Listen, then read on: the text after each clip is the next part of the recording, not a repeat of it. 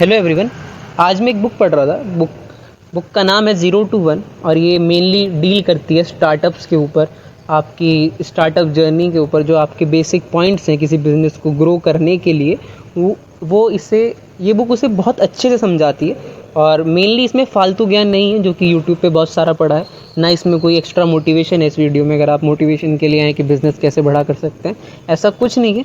वो basic 9 point है जो आपकी मदद कर सकता है बिज़नेस ग्रो करने में, जो कि आप खुद भी जान सकते हैं, पर वो एक टाइम लेगा। वो टाइम आपका बचाने के लिए मैं ये 9 पॉइंट जो बुक की समरी है या बुक के जो इम्पॉर्टेंट लेसन है वो मैं आपको बताना चाहता हूँ। तो स्टार्ट करते हैं वीडियो को बिना किसी फालतू का ज्ञान दिए हुए। पहला पॉइंट मेनली डील करता है जो बुक में एक बहुत प्यारा पॉइंट है। वो कहता है कि प्रोग्रेस 2 तरह की होती है, एक वर्टिकल प्रोग्रेस और एक आपकी हॉरिजॉन्टल प्रोग्रेस। वर्टिकल प्रोग्रेस आपकी डिपेंड करती है, अब से ग्राफ में उन्होंने ग्राफ में समझाया, मैं आपको वर्बली समझाना चाहता हूँ जिससे कि आसानी से तुम समझ पाओ, ना कि तुम्हें दिक्कत हो समझने में। तो उनका ये कहना है कि जो आपकी प्रोग्रेस है वो मेनली ऐसे डील करती है। आपका जो ग्राफ में जो वर्टिकल एरिया है, वर्टिकल एरिया ऐसा है कि अगर आप कोई बिज़नेस करना चाहते हैं, आप कोई स्टार्टअप शुरू करना चाहते हैं, तो जो ज़ीरो है, क्योंकि अभी आपने कुछ शुरू नहीं किया है, आप ऑलरेडी ज़ीरो पर हैं। तो अगर आप शुरुआत करते हैं किसी काम की, तो वो एकदम से 1 पर नहीं जाएगा। जैसे 0.1, मान लो आपको कोई एक फार्मास्यूटिकल का बिज़नेस शुरू करना है। आप सबसे पहले अपना एक एरिया डिसाइड करेंगे, जहाँ एरिया आप अपना वो जो बिज़नेस है, जहाँ आपका वो रिमोट एरिया, जो भी एरिया आप चूज़ करना चाहते हैं, आप वो एरिया चूज़ करेंगे और उस एरिया में अपना सेटअप करेंगे। तो जो आप ज़ीरो थे, आपने उस वर्टिकल लाइन में 0.1 का प्रोग्रेस किया। सिमिलरली फिर आप सामान आना शुरू करेंगे, फिर उसके बाद अपना आप एक एडवर्टाइज़ करेंगे अपनी चीज़ों को, तो वो आपको एक पुश देगा जो कि वर्टिकल लाइन पे 0 to 1 है।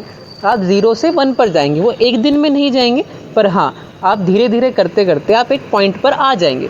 पर जो हॉरिजॉन्टल लाइन है वो वेरिएबल होती है। अब वेरिएबल कैसे? वो डिपेंड करता है आपकी इन्वायरमेंट पे, आपकी कंडीशन पे। जैसे 0 to 1 जो हर कोई बिज़नेस शुरू कर रहा है वो आएगा ही, पर जो हॉरिजॉन्टल लाइन है, जो कि आपकी कंडीशंस, जो जहाँ पर आप हैं, जो आपकी एक इन्वायरमेंट है, जो भी आपका सराउंडिंग एरिया डिसाइड करेगा कि आप किस तरह के लोगों के साथ हैं या आपके कितनी ज़्यादा एक एसेट्स हैं, वो डिसाइड करेगा आपकी वेरिएबल ग्रोथ जो कि हॉरिजॉन्टल पे है। तो आपका जो मेन फोकस होना चाहिए वो दोनों पर होना चाहिए कि आपको 0 to 1 भी शुरू करना है और आपको अपनी जो आपका वेरिएबल जो कि हॉरिजॉन्टल लाइन पर है उसे भी ग्रो कराना है। जो वो कैसे होगा? वो पहले ये होगा कि जो स्टार्टिंग जो भी बिज़नेस होता है, जो भी स्टार्टअप आप शुरू करते हैं, वो 0 to 1 से शुरू होता है। वो पहली जो आपकी ग्रोथ होती है वो वर्टिकल ग्रोथ होगी, वो साइड बाय साइड धीरे धीरे आपकी हॉरिजॉन्टल ग्रोथ भी हो रही होगी। पर जब आपकी वर्टिकल ग्रोथ पूरी हो जाएगी तो आपकी हॉरिजॉन्टल ग्रोथ शुरू होनी हो जाएगी। तो जिससे कि आपका ग्राफ एक सीधा जाएगा, ना कि पैराबोला बनेगा, अगर वो मैथ्स की टर्म होगी, मतलब लीनियर बनेगा आपका ग्राफ। पहला पॉइंट मेरे लिए डिसाइड करता है। दूसरा पॉइंट ये कहते हैं कि bad plan is better than no plan, जो कि थोड़ा रीज़नेबल भी है। कि मान लो आपको लगता है कि मेरे पास कोई प्लान नहीं है, पर सिमिलरली आपको ये लग रहा है कि मेरे पास एक प्लान है, मुझे छोटा सा काम शुरू करना है, पर कैसे करूँ क्योंकि तो काम बुरा है या ये प्लान बुरा है। तो वो उनका कहना यही है कि अगर आपके पास प्लान है, चाहे वो बुरा ही क्यों ना हो, पर वो आप फिर भी बेटर हैं काफ़ी लोगों से, क्योंकि आपके पास एक बैड प्लान भी है। क्योंकि मतलब आप स्टार्ट में आप शुरुआत से ही आप परफेक्ट प्लान नहीं बना सकते हैं, आपको एक कहीं ना कहीं से स्टार्ट करना पड़ेगा। तो उनका यही कहना है कि बैड प्लान होना अच्छा है, ना कि नो प्लान होने से। तो आपका मेन फोकस ये होना चाहिए, जो आपका जो बैड प्लान बना है या आपने जो प्लान बनाया है वो कैसे धीरे धीरे इम्प्रूव कर सको, जिससे कि एक जो हॉरिजॉन्टल ग्रोथ मेनली आपके डिपेंड कर, जो वर्टिकल ग्रोथ तो आप कर ही लोगे, पर जो हॉरिजॉन्टल ग्रोथ है जो कि आपकी डिसाइड करेगी आने वाला फ्यूचर, वो आप उस पर बेटर फोकस कर सको अपने बैड प्लान को धीरे धीरे अच्छा बनाने में। तीसरा पॉइंट जो कि मुझे बहुत काफ़ी अच्छा लगा था वो था कि सेल्स भी मैटर करती है आपके प्रोडक्ट जितनी। पर अगर आपकी सेल्स कम है तो आपकी जो प्रोडक्ट की है जो वैल्यू है वो कहीं ना कहीं कम हो जाएगी। अब ये मैं समझाने की कोशिश करता हूँ। मान लो आपने एक कोई कंपनी शुरू करी किसी चीज़ की, आपने कुछ चीज़ें बनानी शुरू करी कंपनी में, और आपने इस तरह से शुरू किया है कि आपका प्रोडक्ट बहुत ही अच्छा है कि आपके जो कॉम्पिटिटर हैं उन्होंने उस टाइप का प्रोडक्ट नहीं बनाया है, पर वो प्रोडक्ट इतना वैल्यूबल है कि वो एक आपको सेटिस्फेक्शन दे रहा है कि आपने इतना अच्छा प्रोडक्ट बनाया है। पर अगर उस प्रोडक्ट की सेल्स नहीं है तो कहीं ना कहीं आपका जो प्रोडक्ट है, जो कि आपने कितना हाई वैल्यू प्रोडक्ट बनाया है, उसकी वैल्यू खुद ब खुद कम हो जाएगी क्योंकि उसकी सेल्स नहीं है। और सिमिलरली अगर आपने कोई बेसिक प्रोडक्ट बनाया है पर उसकी सेल्स बहुत अच्छी है तो आपको कहीं ना कहीं एडवांटेज मिलेगा, जिसमें आपकी एक जो बेसिक हेल्प है आपका बिजनेस ग्रो करने में, वो आपकी सेल्स डिसाइड करेगी, आपका प्रोडक्ट नहीं। मतलब पूरी तरह नहीं, पर प्रोडक्ट भी आपका मैटर करता है मेन, और उसी के साथ साथ आपकी सेल्स भी मैटर करती है।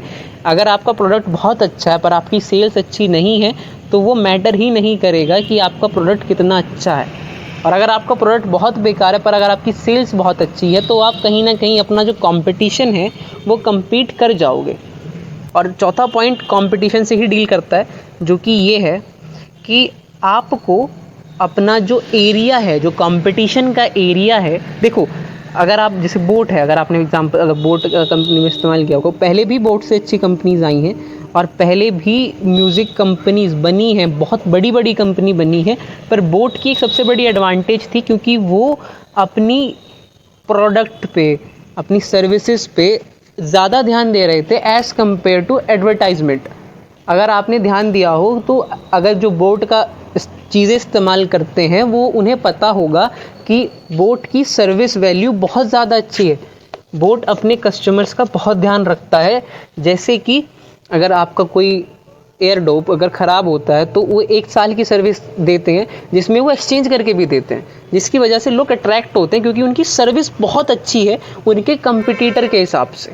जैसे अगर आप सेम किसी दूसरे उस पे जाओ तो पहले ये होता था कि आपकी जो मतलब जो आपकी म्यूज़िक, जैसे कोई आपका हेडसेट है या आपका कोई एयरडोप्स है, अगर आप सही करवाने जा रहे हो तो कंपनी ज़्यादातर सही नहीं करती थी।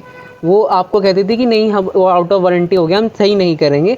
पर ऐसे ही क्योंकि छोटा सामान होता था हेडसेट वगैरह, पर बोट अपने कंपटीटर में उन्होंने एक चीज़ करी कि वो जो छोटा सामान ही क्यों ना हो, पर वो चीज़ें आपको इस तरह से पेश कर रहे थे कि अगर आप छोटा सामान भी लेकर आ रहे तो हम सही करके देंगे, इवन एक्सचेंज करके भी देते थे।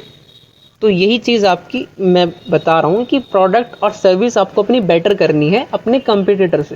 प्रोडक्ट पर तो अपना ध्यान देना ही है, सर्विस पर भी अपना ध्यान देना है, जो कि आपको कस्टमर पसंद करे जिसकी वजह से। और 5वां पॉइंट ये कि आपकी 0.1% of successful company is better then 100% of failed company. ये बात मुझे लगता है आपको समझाने की मुझे इतनी ज़रूरत नहीं पड़ेगी।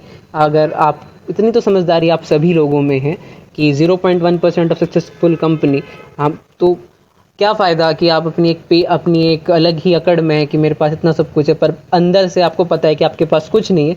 पर हाँ, अगर आपके पास 0.1% ऑफ सक्सेसफुल कंपनी है तो आप ऑलरेडी ही एक बेटर प्लेस पे हैं एज़ कम्पेयर टू जिसके पास कहने को 100 करोड़ की कंपनी है पर एट द सेम टाइम उस पर 120 करोड़ का लोन है, तो उसका कोई मतलब नहीं बनता है। आपको अपना सक्सेसफुल कंपनी पर ज़्यादा ध्यान देना है, ना कि एक उस चीज़ पे कि मैं इतनी करोड़ों की कंपनी बना लूँ।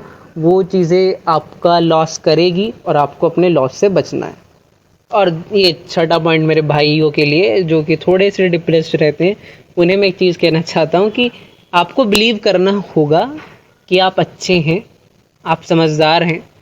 देखो, डिप्रेस्ड रह के कुछ नहीं होता मेरे भाई, पर बेस्ट चीज़ ये है कि आपको बिलीव करो कि अभी बहुत आइडियाज़ हैं जो कि अभी डिस्कवर नहीं हुए हैं और बतेरे आइडिया अभी आएंगे। अगर आपके पास आइडियाज़ हैं, अगर आप चलो कहीं, क्योंकि इन इंडिया भाई अनएम्प्लॉयड रेट बहुत ज़्यादा है, पढ़े लिखे लोगों का भी अनएम्प्लॉयड रेट बढ़ रहा है क्योंकि जॉब्स नहीं है इतनी। वो एक बहुत बड़ा मेजर हमारा ड्रॉबैक है। पर हाँ, जो थोड़े डिप्रेस्ड है मेरे भाई, थोड़ी टेंशन नहीं लेनी है। यही बात वो कहते हैं कि बिलीव करो कि अभी बतेरे आइडियाज़ हैं जो कि डिस्कवर होने रहते हैं। बड़ी वर्ल्ड चेंजिंग कंपनीज़ हैं जो कि अभी स्टार्ट होनी रहती है। तुम्हें बस अपने ऊपर भरोसा रखना है कि तुम्हें एक बार सही होना है, सही कंपनी पकड़नी है, तुम्हारी ग्रोथ हो जाएगी। तो प्लीज़ इतनी टेंशन वेंशन ना लिया करो, हो जाएंगी चीज़ें। और जैसे सिमिलरली अभी एग्जांपल आया है, उन्होंने एक टेलर स्टिच कंपनी है जो आपकी पैंट्स ऑल्टर करके दे रही है, और उन्होंने 200 तो नहीं 20-30 करोड़ का बिजनेस शुरू करा है। तो किसी को लगा था कि आप टेलर एक सर्विस प्रोवाइड करके आप 20 करोड़ का बिजनेस बना सकते हैं? तो आपको बिलीव करना होगा अपने ऊपर कि बतेरे आइडियाज़ हैं, ज़रूरी नहीं कि आपको सिर्फ उन्हीं रैट रेस में जाना है जो कंपनी बाकी लोग बना रहे हैं, आपको भी वही बनानी है। पर हाँ, अभी आइडियाज़ डिस्कवर करते रहो। अगर जो आइडियाज़ आपको लगता है कि बहुत अच्छा है तो उस पर वर्क करो, चाहे दुनिया वालों को अच्छा नहीं लग रहा हो, वो बात की बातें, पर अगर आपको अच्छा लग रहा है तो आप एक बार ट्राई करो उस चीज़ को। 7वां पॉइंट, बेसिक पॉइंट मैं समझाना चाहता हूँ, वो ये समझने की आपको ज़रूरत नहीं पड़ेगी।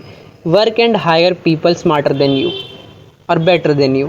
क्योंकि अगर आप अपने से नीचे वाले हैंडल करोगे तो वो आप पर डिपेंडेंट होंगे, पर अगर आप अपने से ज़्यादा समझदार लोगों को हायर करोगे तो वो लोग आप पर डिपेंडेंट नहीं होंगे, आप उन पर डिपेंडेंट होंगे, और आपका काम वो अच्छा करेंगे क्योंकि आपने उन्हें हायर किया है। तो ये समझदारी, जैसे शार्क टैंक में भी एक वो इंसान लड़का आया था, वो कहता था कि मैंने अपने से अच्छी तरह के लोग हायर करे हुए हैं, तो उसने बहुत अच्छा पॉइंट बोला था। और यही उन्होंने भी बुक में भी कही है 0 to 1 में, पीटर सर ने, कि अपने से अच्छे लोग हायर करो जिससे कि आपका जो वर्कलोड है वो थोड़ा कम हो जाएगा। और जो उनका वर्कलोड नहीं, क्योंकि वो बहुत अच्छे हैं, वो अपनी फील्ड में एक्सेप्शनल है, तो उनके पास वो लोड नहीं होगा, उन्हें वो लोड नहीं लगेगा, उन्हें वो लगेगा कि उनका काम है। पर जो लोग अगर आपसे कमज़ोर हैं या आपसे बेटर नहीं हैं तो उन्हें वो वर्क लोड लगेगा, उन्हें वो चीज़ें सीखनी पड़ेगी। तो हायर ऐसे करो लोगों को जो कि आपसे अच्छे हों। 8वां पॉइंट से मैं छोड़ रखना चाहता हूँ वीडियो। 8वां पॉइंट ये कि एडवर्टाइजिंग से अगर आपको लगता है कि आप एक दिन में 100 करोड़ की सेल कर लेंगे या 1 करोड़ की सेल कर लेंगे, वो इम्पॉसिबल है। एडवर्टाइजिंग का मतलब है कि आप एक इम्प्रेशन बना रहे हैं जो कि आपकी लॉन्ग टर्म सेल्स को इफ़ेक्ट करेगा, ना कि शॉर्ट टर्म सेल्स को। जैसे कि जो आप बाहर अपने एरिया में जो आप वो देखते हो, बोर्ड देखते हो, वो एक दिन आपको ख़रीदने के लिए नहीं है कि आज आपने बोर्ड लगाया और कल लोग आपको ख़रीदने आ रहे हैं। नहीं, वो लॉन्ग टर्म इम्प्रेशन बनाने के लिए कि अच्छा, इस नाम की कंपनी या इस नाम का कोई एक एरिया या इस नाम से कोई चीज़ चल रही है जो कि इनिशियली आपके दिमाग पर इतना असर नहीं डालेगी, पर 1-2 साल बाद जब आप रोज़ उसे देखोगे तो आपके मन में एक इनसिक्योरिटी आएगी कि मुझे ये चीज़ ट्राई करनी है। तो वो इम्प्रेशन बनाने के लिए है कि हाँ, हम भी एग्जिस्ट करते हैं, आप हमारा प्रोडक्ट या हमारा सर्विस भी ट्राई करो। और आखिरी पॉइंट कि कंप्यूटर्स ह्यूमंस के लिए बने हैं और कंप्यूटर्स पर मोस्ट वैल्यूएबल बिजनेस स्टार्ट होंगे अपकमिंग डिकेड में बाय एंटरप्रेन्योर्स, और जो कि टेक्नोलॉजी से वाकिफ़ हैं या टेक्नोलॉजी उन्हें समझ आती है, तो वो आपके बहुत बड़े एसेट हैं जो लोग कंप्यूटर को समझते हैं और जो कंप्यूटर से काम करवाना जानते हैं। तो ऐसे लोगों से दोस्ती रखें, जो कि दोस्ती तो देखो हर किसी इंसान से होनी चाहिए, पर उनके साथ आपकी पकड़ उन पर अच्छी होनी चाहिए जो कंप्यूटर को अपने अंडर काम करा सकते हैं, कंप्यूटर से काम निकलवा सकते हैं, जिससे कि ह्यूमन वर्कलोड थोड़ा कम हो जाए, जो टेक्निकल काम है वो ज़्यादा अच्छे से हो। तो यही उस 0 to 1 में चीज़ें समझाई हुई है। मैं उम्मीद करता हूँ कि कुछ पॉइंट्स जो मैंने समझाए हैं, मैं बहुत अच्छे से नहीं समझा पाया होगा तो आप मुझे बता दीजिएगा। और जो आपको अगली बुक, अगर आपको समरी चाहिए तो आप मुझे बता देना, मैं सबकी समरी पढ़ के एक बार आपको आपके सामने रख दूँगा। वीडियो अच्छी लगी होगी तो बहुत बढ़िया, नहीं लगी होगी तो आप जो कमी आपको लगी होगी आप मुझे बता देना। ऐसे पर डिप्रेस नहीं होना है। Thank you.